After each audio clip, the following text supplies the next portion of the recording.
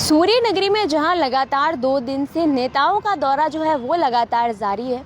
पूर्व राष्ट्रपति की बात करें, उपराष्ट्रपति की बात करें या लोकसभा स्पीकर की बात करें तो आज जोधपुर दौरे पर थे। वही केंद्रीय पर्यटन एवं संस्कृति मंत्री गजेंद्र सिंह शेखावत ओम बिरला के एयरपोर्ट के स्वागत के लिए, जहां केंद्रीय मंत्री ने जब एयरपोर्ट दौरे के दौरान एक मीडिया से रूबरू होने के बाद एक कांग्रेस पर तीखा वार करते हुए एक बड़ी बात कही है।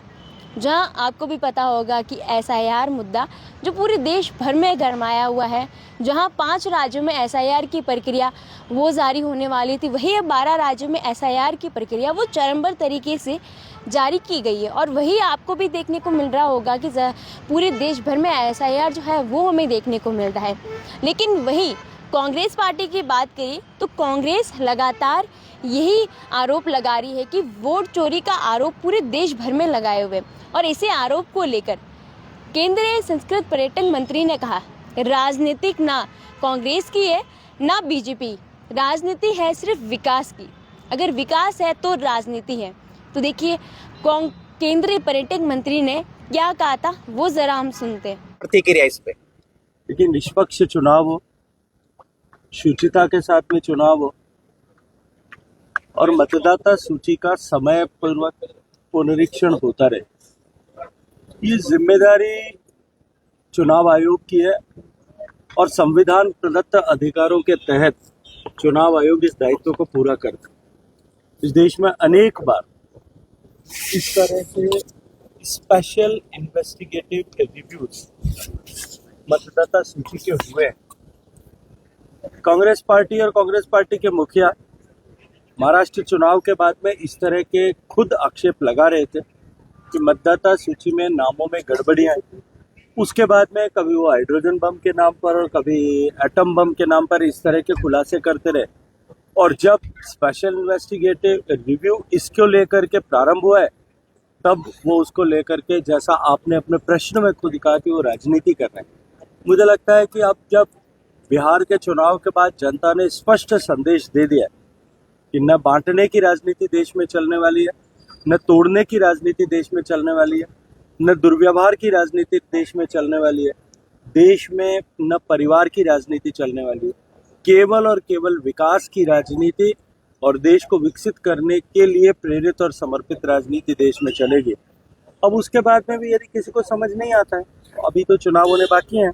बंगाल में चुनाव होगा, अब उसके बाद के जितने चुनाव होंगे, असम में चुनाव होगा। मुझे लगता है कि बाकी बचे हुए शायद संदेश जनता एक बार फिर ऐसे लोगों को दे देगी। लेकिन गहलोत साहब ये कह रहे हैं कि 12 राज्यों में क्यों, फिर उत्तर प्रदेश में भी करवानी चाहिए थी। उनको कहिए कि चिंता नहीं करें, सभी राज्यों में होगा। अभी 12 में हुआ, 12 के बाद में शेष बचे हुए राज्यों में भी होगा।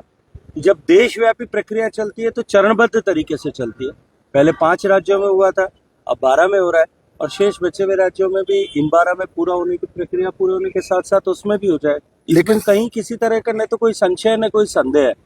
कुछ लोगों को ऐसा लगता है कि जो है हर चीज में कहीं ना कहीं राजनीति होती है, क्योंकि कांग्रेस पार्टी ने, जब से कांग्रेस पार्टी का अस्तित्व या आविर्भाव हुआ था, तब से लेकर के हमेशा अपना हर कदम जो है वो राजनीति से प्रेरित रखा था, हर कदम सत्ता से प्रेरित होकर के रखा था।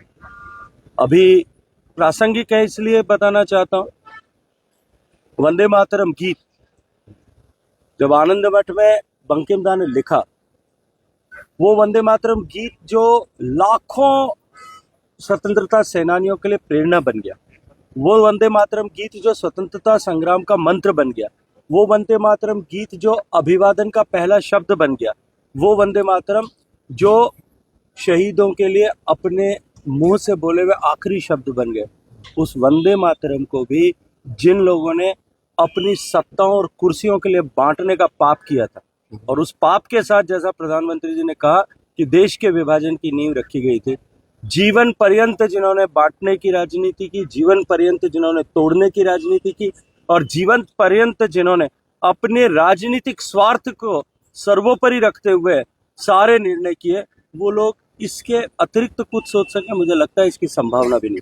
लेकिन सर एसआईआर को लेके तो देखिए, आप ये तो सुन ही चुके होंगे कि किस तरीके से उन्होंने वोट चोरी को लेकर कांग्रेस को लेकर क्या कहा कि कांग्रेस तो हमेशा वोट चोरी को लेकर हमेशा यही कहा करती है कि वोट चोरी गरमाई हुई है। जहाँ पर महाराष्ट्र में जब चुनाव हुए तो उसमें भी कहा कि वोट चोरी पर आरोप लगाए, और ये भी कहा कि अभी तक तो बांग्लादेश, आसाम में वहाँ पर वोट होने बाकी है। वोट चोरी की चाहे आरोप कितने भी लगा दे, लेकिन भारत में राजनीतिक सिर्फ विकास की ही होगी। देखिए, इसमें आप क्या कहेंगे वो हमें ज़रूर बताइए, और ऐसी तमाम प्रकार की अपडेट्स के लिए द खट्टर के साथ जुड़े।